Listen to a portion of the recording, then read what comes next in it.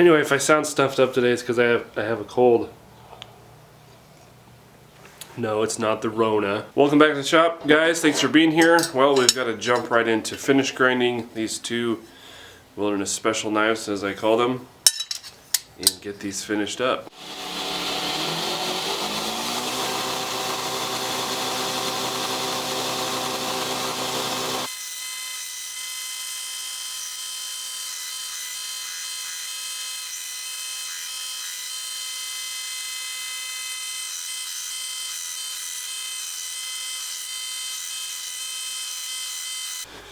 Alright, so we've got the blade almost finished, ground all the way.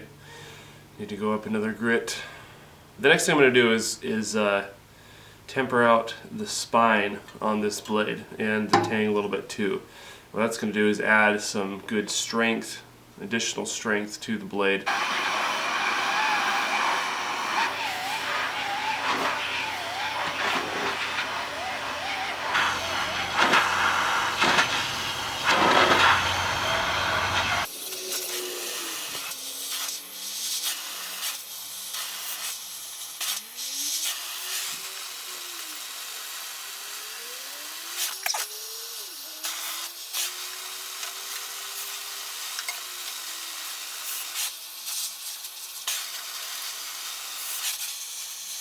Okay, so obviously what that does is make this portion of the steel softer and therefore tougher, not as soft as an unheat treated steel, but softer than the edge and tougher, so that you have two different qualities in the same blade, not in the same spot per se. I mean, this edge is nice and is good and tough, but you can leave it a little harder than you might otherwise for the overall toughness of the blade. So you're dealing with multiple things here. You need to have a good level of edge toughness combined with edge hardness, and that's what gives you the edge retention through a variety of tasks. But then when we're talking about the blade as a whole, you know, getting an extra level of toughness to the blade without losing the edge retention here, this is one of the best ways to do that, which is a differential heat treat or differential tempering in this case. And so now we can go ahead and finish grinding it, hand sand it, and then it will be ready for the handle. Okay, well, before I jump into hand sanding those blades, let's talk for just a few minutes about stock removal versus forging a blade. As you're probably aware, it's an age-old debate, and you can find people on both sides of it. You can find people who say that if you're forging a blade, you're ruining the steel, depending on the type of steel particularly.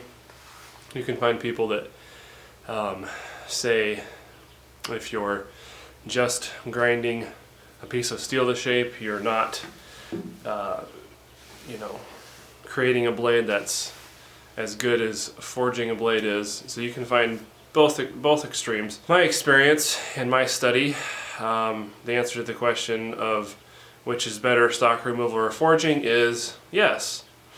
So there you go. Really though, here's what it comes down to. It comes down to the processes to make a stock removal versus a forged blade are not too terribly different, but depending on which way you do it, you need to do it right for that way, if that makes sense. And so it really comes down to more to who's making the blade, if they are employing the proper or adequate processes for the chosen means or method of making a knife.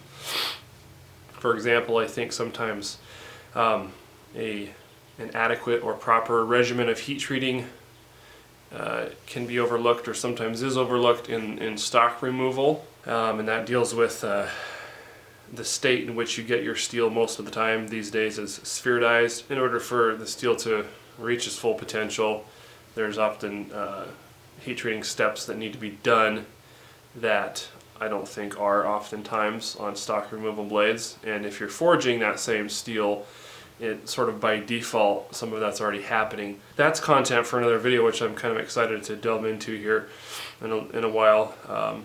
But suffice to say, you can make a very good blade with either method. And of course, conversely, for example, with forging a blade, in some ways that requires more knowledge and skill to make a good blade. The end result can be a better blade, but it can also be easier to ruin a blade depending on what type of steel you're using and how you do it. So, I mean, this isn't really a full-orbed answer because I don't have time for that, but the point is, it really has a lot more to do with the maker or the bladesmith than it does the particular process. There's multiple ways to get the job done. Now, me personally, I like forging. One of the reasons I really like forging is because of the different things you can do, like the laminate steels, the sandmai, the Damascus. I love all that stuff, you know. And I have made lots and lots of stock removal knives and lots of forged knives.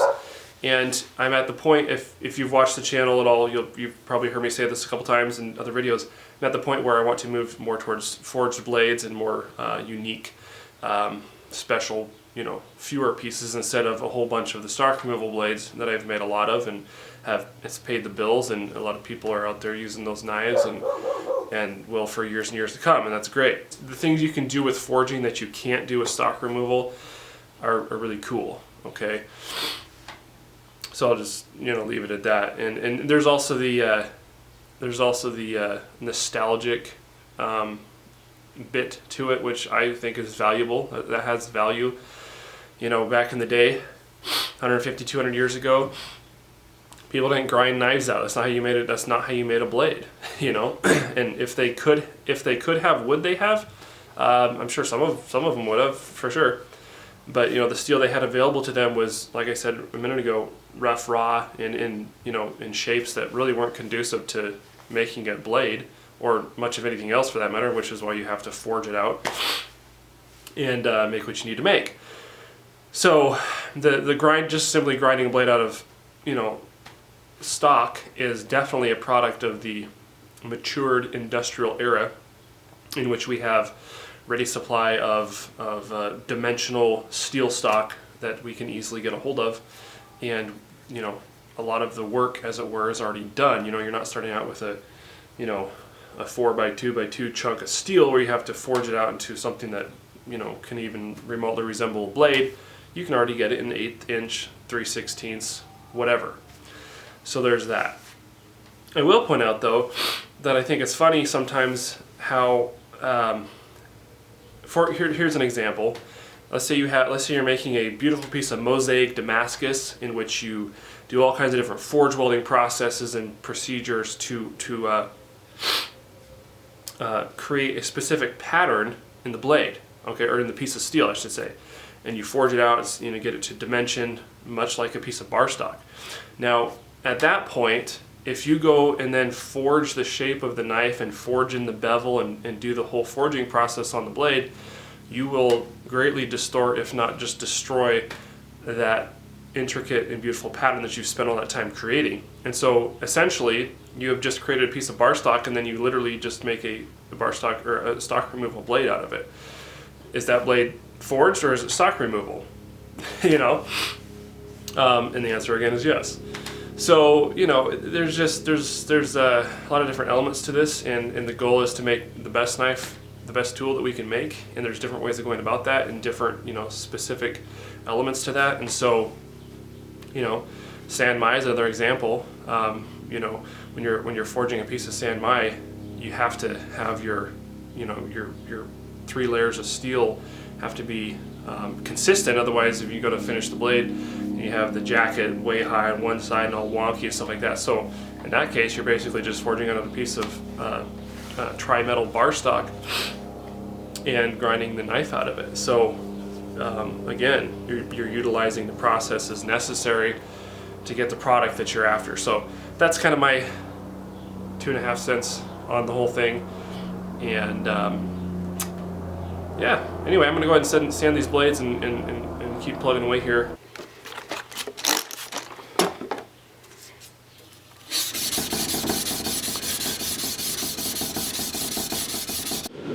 Change of plans. Well, not really. really changing plans, turn of events. So Cody came to the shop,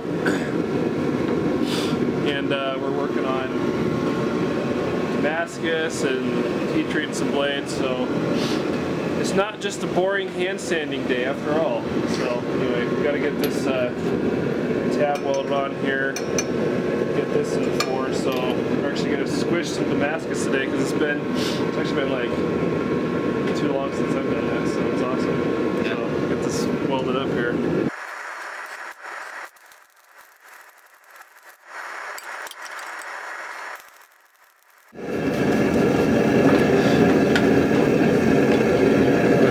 With awesome forge doors. Yeah, it's all good. I really need to, I don't know, I guess I need to build a new forge already. Is it okay if I sit like that? Yeah, it's perfect. So I should,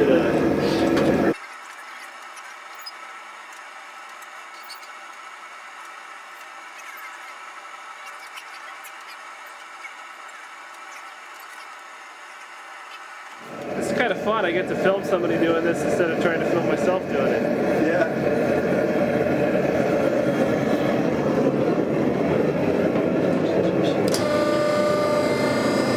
There you go.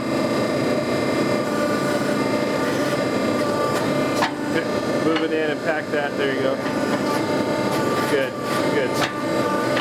So yeah, we're just packing that so everything's tight. We'll put it back in and get it up to a nice welding temp. And should be good to go.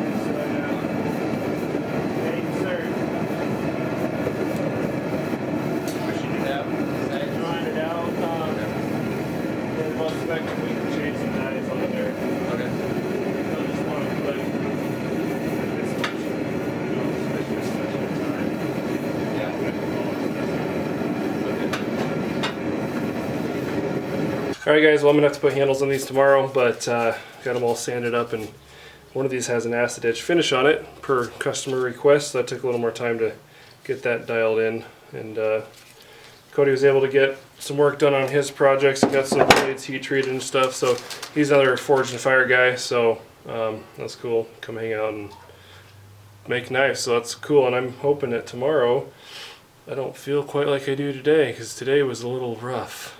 Anyway, enough whining and complaining. Thanks for watching. Thanks for being here, and we'll see you on the next video.